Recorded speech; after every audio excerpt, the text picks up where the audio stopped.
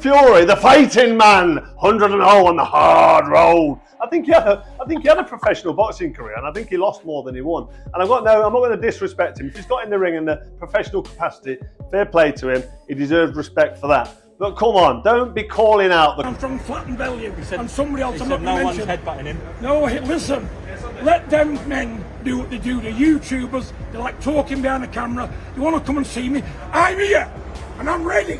And I'm stepping back from no man, no matter who they are. John Fury explodes, demanding Carl Froch sign the contract immediately. But Froch calmly fires back, claiming he is the better man and warning Fury he would punch his face in. Froch also makes it clear he wants to end all this drama professionally. The tension between them is electric, and the audience can feel a storm brewing. I want to tell them that, you know what? You can't knock me, mate. Disrespect me and I'm going to take the job over. I don't care who it is. You disrespect me and I'm taking the job over. Carl Froch mocks John Fury, calling him a loser who hasn't won half the fights Froch has. He laughs at Fury's bravado and warns him he would dominate in the ring or on the cobbles. Froch's confidence is sky high, and the audience can see he's treating this challenge with cheeky superiority. See what you can do about it. So get your people to contact me directly, just me. I'm a one-man band. Let's talk about the business side of it, get the contracts drawn up, and I will fight you Wembley Stadium this year. Don't worry about that. John Fury will not back out of a fight with you, my friend, and nobody else either. The Cobra's still in outrageous, chiselled shape. If you were stood across the ring with me with 10-ounce gloves on, it wouldn't last very long. And if you're talking about kicking up the arse and giving me a slap, when you see me, that's a totally different story. That's a roll around on the cobbles. And trust me, you don't want to go there with me, because I'll have a fight with you. I'll fight you for a fiver. I'll beat you for a tenner. John Fury storms toward Carl Froch, screaming for a fight, turning the public confrontation into chaos. Fury's aggression is raw and threatening, pushing boundaries in front of cameras. The footage shows Froch calmly observing, almost amused, as Fury's theatrics backfire, making the crowd question who really holds control in this explosive showdown. Let's get it on! All right, Paul? Let's get the fuck on with it! Here I am! They're talking about me day and night on videos! Day and night on videos! And here I am ready to fight! Where are you? Where the fuck are you? Liam Goff explains John Fury's chaotic behavior as he goes on the offensive, even threatening others around him. Froch, on the other hand, calmly calls out Fury, offering a charity twist while mocking the entire spectacle. Fury's attempts to block with Tommy only make him look desperate, while Froch's composure and focus make him appear untouchable, proving once again who truly commands respect in this heated saga. He was going in on Carl Froch. He was angry. He even went for Steve Bunce, all of that, right? So then you had all these people like Joe Egan coming out and, you know, bringing John Fury's name up again, calling him out again. And this is when John Fury was saying, yeah, you know, me and Carl Froch, yeah, you know, I'm up for it. I'm willing to go. And Carl Froch, in his recent video, in fact, just I'll fight you. have a listen. Called it out, hasn't he? He's going to give 75% of the money to charity as well. I mean, he talks all waffle, doesn't he? But it's gone to the stage where the broadcasters are quite interested, and he's making demands now, unreasonable demands, about trying to get Tommy Fury on to fight before him and me. So he's basically put a blockade in there with his son Tommy, which is ridiculous because, let's be honest, no one gives a shit about Tommy fighting. Who cares? We watched him against, who's that YouTuber? Fake Paul. Watched that fight, and Tommy's done nothing since. He pulled out against Darren Till, and he's done fuck all since, so no one's bothered. It's Big John Fury running his mouth, big gobshite, making a load of noise, making a nuisance of himself. He looked like a right pillock, didn't he, at that press conference last week.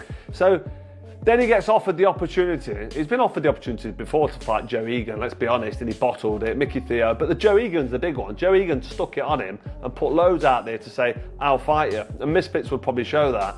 And John Fury has got no intentions of fighting anybody. Simon Jordan doesn't hold back, calling out John Fury's behavior as crude and ugly, painting him as a man who thrives on chaos rather than honor.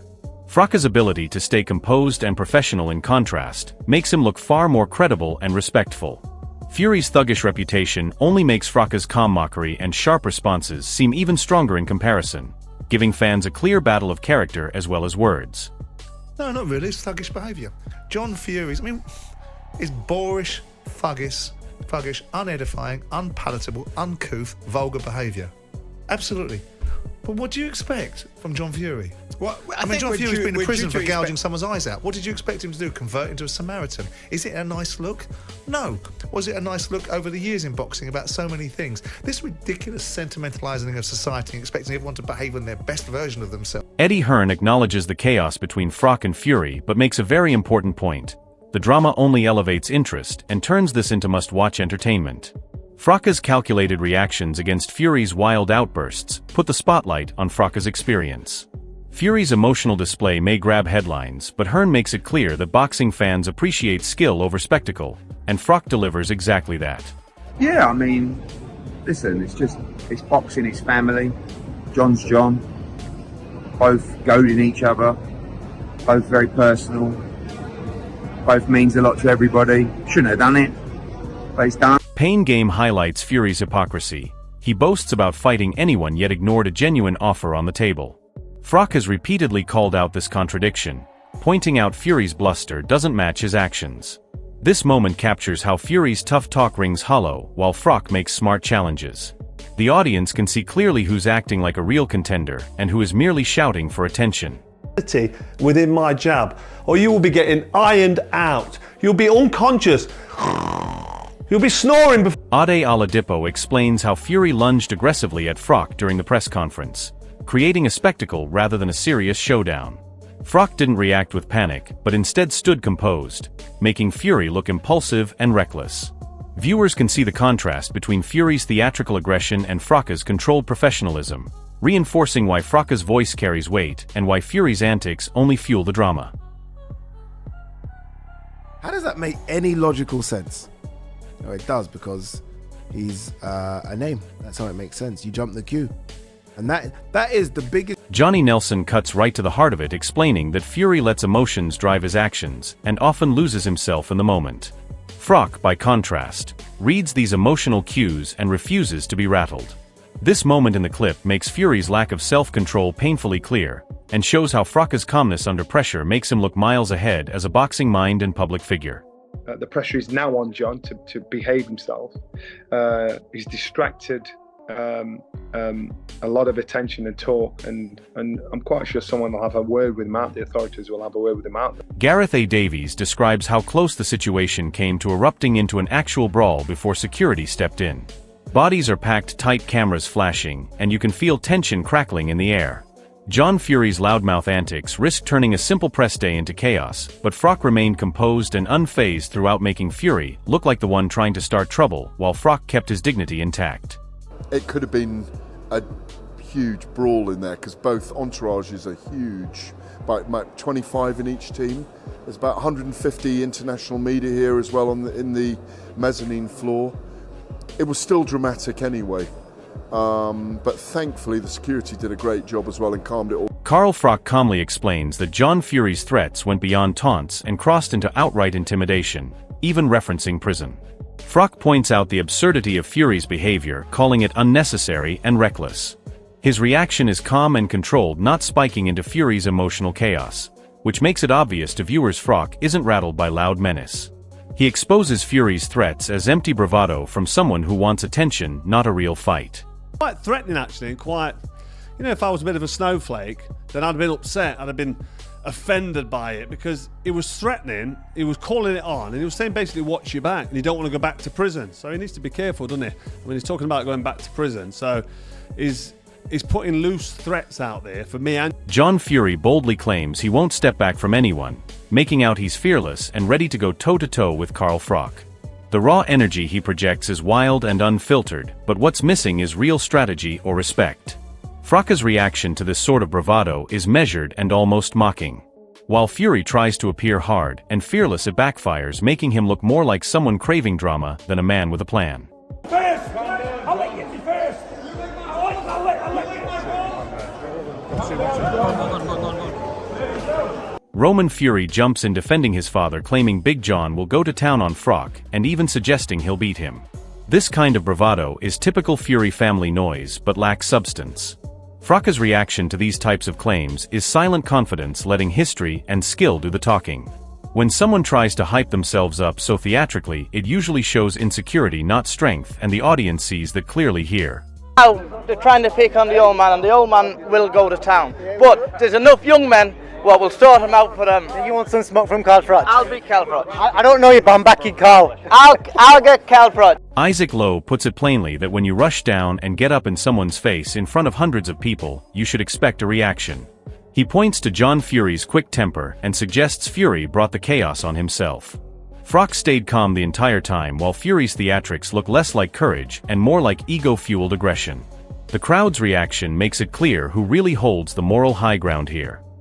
To get in a man's face in front of a hall with over 500 people, what do you expect someone to do? Pushing and shoving, and we all know Big John's quick-tempered, you know what I mean? But he threw the headbutt first, so it is what it is. But I think when you're getting someone's first and you're tolerating and pushing someone's head back, you got... John Fury tries to defend how he reacted by saying he was surrounded by chaos and reacting to someone in his space, but what this really does is expose his unchecked aggression. He frames the situation like everyday street behavior, which might play well to a certain crowd, but against someone like Froch it looks unfocused and undisciplined. Froch's camp has been calm and calculated throughout this entire saga, emphasizing professionalism and skill rather than impulsive brawling. Fury's attempt to justify physical outbursts only underlines how unpredictable and untrained he appears compared to the composed legacy of Froch, who has consistently let experience and ring know-how speak for him. The audience watching sees a stark contrast between Fury's emotional reaction and Froch's methodical mindset. In amongst them, all I could hear was badness. You know, so at the end of it, some little idiot come forward, I knew he was in my space. He got what he got, and that's the end of it. It happens every day of the week for me, that. Every day of the week. Eddie Hearn acknowledges that the tension between Froch and John Fury has reached such levels that even heavy security might be needed to keep things civil. He isn't criticizing either man, but is realistic about how volatile the situation has become. Froch's reputation as a composed and respected former world champion makes Fury's loud confrontations look like spectacle rather than credible boxing challenge. The fact that a seasoned promoter would even consider separation by security makes it clear this isn't normal boxing banter, it's chaos management. Froch has handled every provocation with professionalism, even when Fury's antics threaten to overshadow the real fight. His son's match against Arslanbek Makhmudov. The audience can see that Froch's way of controlling chaos with calm poise makes him look far more like the real fighter. You honestly think if these two come together like this, you know what's going to happen? So what you I'm going to keep them apart by a wall of security. Pain Game's commentary here is cheeky but drives home how absurd some of John Fury's antics have become.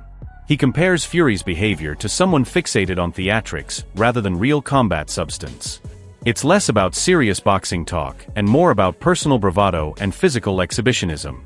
This clip underscores how Fury's approach often detracts from the real sport, focusing on noise and spectacle. Froch, by contrast, stays grounded in the fundamentals of boxing and uses his legacy and experience to cut through the nonsense. Viewers can see that Froch's commentary style and actions are rooted in respect for the sport, making Fury's theatrics look shallow and urgent only for attention. This makes Froch appear not only superior in skill but also far more articulate and intelligent in handling this media storm. The father of the king of the world. I think he's referring to Tyson Fury. You know, when you have kids, you know, most people, when they want to talk about their children, they might pull their mobile phone out and show a few pictures. Big John just shows his balls. That's where they came from. If there's anyone who needs a Manscaped advert, it's fucking John Fury. Frank Warren makes a nuanced point about how unnecessary Fury's behavior has been. He clearly states he dislikes the chaos because the focus should be on the quality of the fight itself, not the melodrama around it. Froch embodies that principle. His past world title bouts and skill-driven career stand in stark contrast to Fury's noise. Warren's words remind the audience that great fights sell themselves on merit, not screams. Froch's legacy in the ring remains powerful without any of Fury's theatrics, emphasizing that real fighters let their achievements speak louder than provocation and media stunts. I don't like it. People think because you're a promoter you like all that stuff. Me, I didn't like what happened. This feud between Carl Froch and John Fury has gone from press conference chaos to a full-blown fight proposal, with both men publicly calling each other out and even agreeing to settle it under the lights at Tottenham Hotspur Stadium on the undercard of Tyson Fury versus Arslanbek Makhmudov, 8 weeks from now. Froch's acceptance and ruthless retorts show he's not scared of talk. He's ready to dominate, reminding everyone he's a Hall of Famer who could end Fury's theatrics once and for all. But if Fury somehow shocked the world and landed big moments against a seasoned pro like Froch, it would be one of boxing's most unforgettable upsets. Pure theater and raw emotion wrapped in real fists. Who's mentally stronger here, Froch's icy control or Fury's unpredictable aggression? We want to hear it. Drop your predictions in the comments and tell us who wins this wild showdown and how it goes down.